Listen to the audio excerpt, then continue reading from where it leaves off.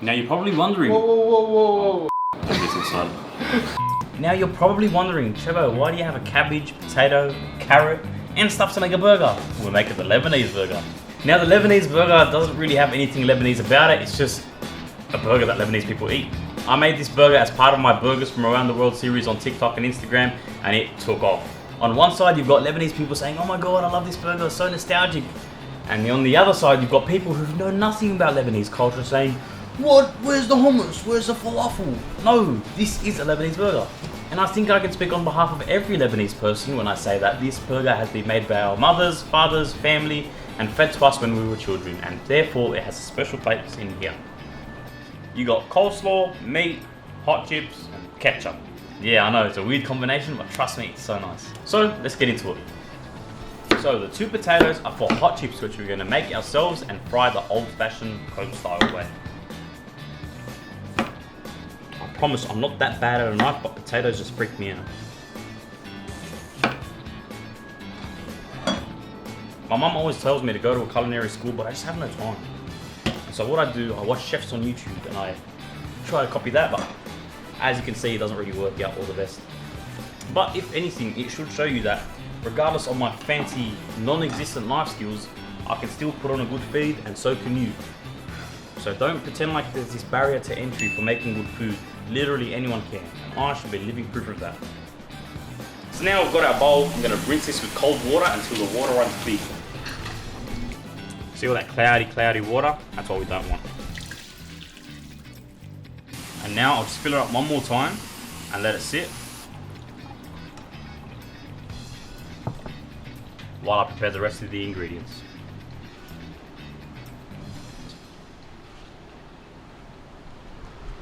What else is there? Then we've got cabbage and carrot for a bit of coleslaw. And right now I'm about to redeem myself with some awesome knife skills. The way I do this is that I get a claw and you slowly inch your knuckles back while you're continually slicing. So, looks a bit chaotic, but trust me, it's safe. And then we're going to put this into another bowl. Grab a carrot. Obviously take care once you get closer to the thing so you don't grate your skin off, which would be terrifying.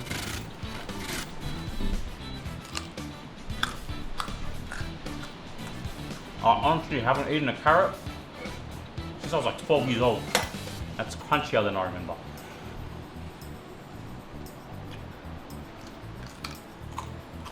I chopped that. And now what we want to do is add some mayo, some mustard or Dijon mustard, and a splash of apple cider vinegar. Just a bit of black pepper, a bit of salt.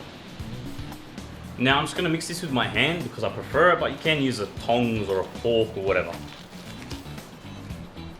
And then from here, if you feel like you need a bit more of this, a bit more of that, feel free to add it in.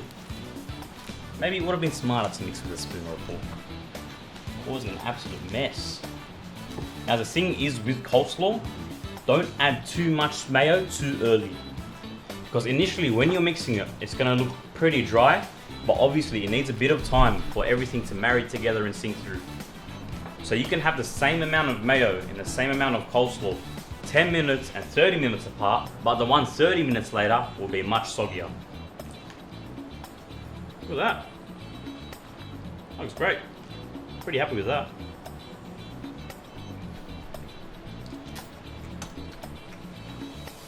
Professional, I taste test, you know. And now for our final step, we're just gonna chop an onion. And there you go.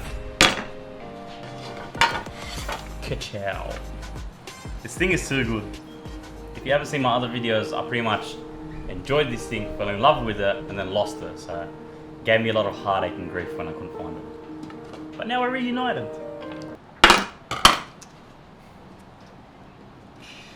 Oh my god. So now it's time to set up our fryer so we can get the chips cooking, while then afterwards we get the onions and the patties cooking. Now this is just ordinary sunflower oil, which I'm going to heat to around 170 degrees. And in the meantime, before we start frying our chips, we really want to pat down and dry our chips. I don't know if you've ever made this mistake before, but water and hot oil do not mix, so please stay safe. And look, I know there's other recipes out there saying you can boil these in vinegar, add baking powder or any kind of starch. You can do that, but this recipe is simple. My mum, and I'm sure all the other Lebanese mums back in the day, didn't really care about that. They still made their chips basic and they tasted great, so who cares? And somehow all these mums also had the ability to dip their hand in boiling oil and fry the stuff like that. I don't know where they got those powers from, but I definitely am not immune to it. I burnt myself like last week. Flashback. So now let's move this to the side. That way I can... End of flashback. The number one way to test if your oil is ready for frying is to stick in a bamboo stick. So now as you can see, we're ready to go. There's a steady stream of bubbles, so let's fry.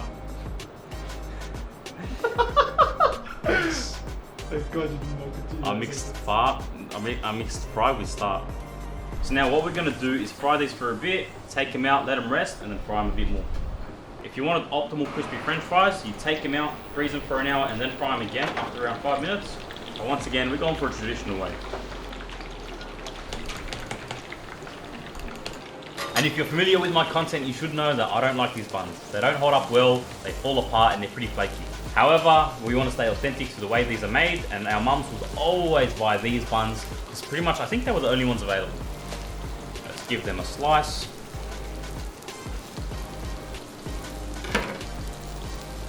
There you go.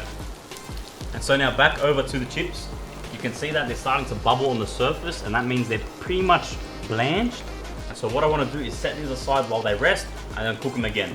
This is pretty much like freezing them and then putting them back in, but we're going to do what we can in the amount of time that we have.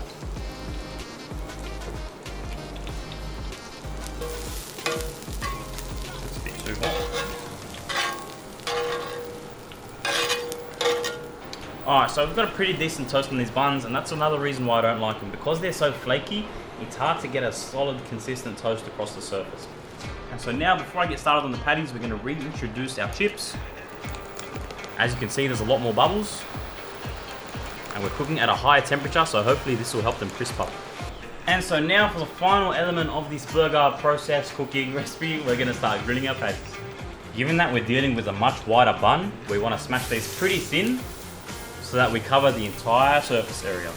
Smash, hold for 5 seconds, twist, twist, twist, twist, slide away. Hit it with a bit of salt. I don't know where they got those powers from, but I definitely am not immune to it. I burnt myself like last week. I sort of lied about not being able to touch oil. Because I work at the burger shop, I'm used to like grabbing chips from the fryer and testing them out if they're good. So, I guess it's something that develops.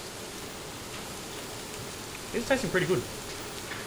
I'll show you a bit more before they get perfectly crispy, but at this rate, happy with it. So as always, we start to scrape and flip. See, now that the patty's free, I flip. Move it to the side. Now we're going to cook the second patty while I pick up the chips. And as an Aussie, I know we'd love to hit them with chicken salt, but we're going to go with normal salt just for today. And make sure you spread them out so they don't get too soggy. Give our second patty a flip. Gonna double stack them. And so what we're going to do is start off with a bed of our coleslaw. And then we're going to go in with our 2 patties. Going to start to line up our fries.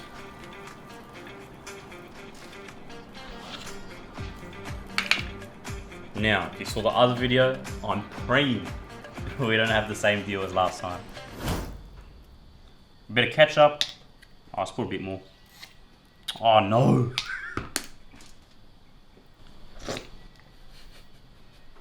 It's just shooting out so violently, like look.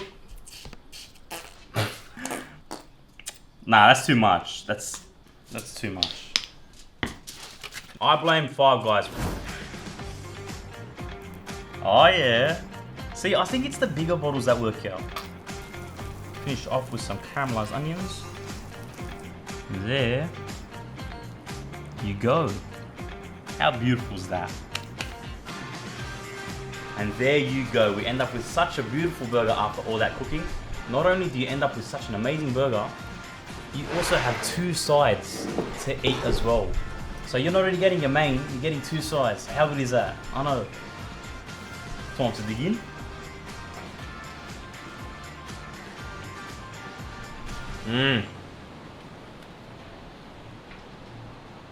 So nostalgic. I can't fault it.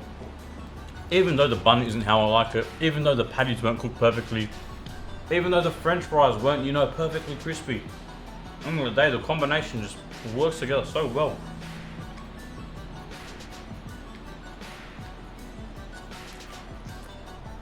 Such a great burger, honestly. And so once again, thanks so much for tuning in. I honestly really enjoyed this burger and I hope you do too. Drop a like, comment, all that good stuff, and then let me know what you want to see me make next.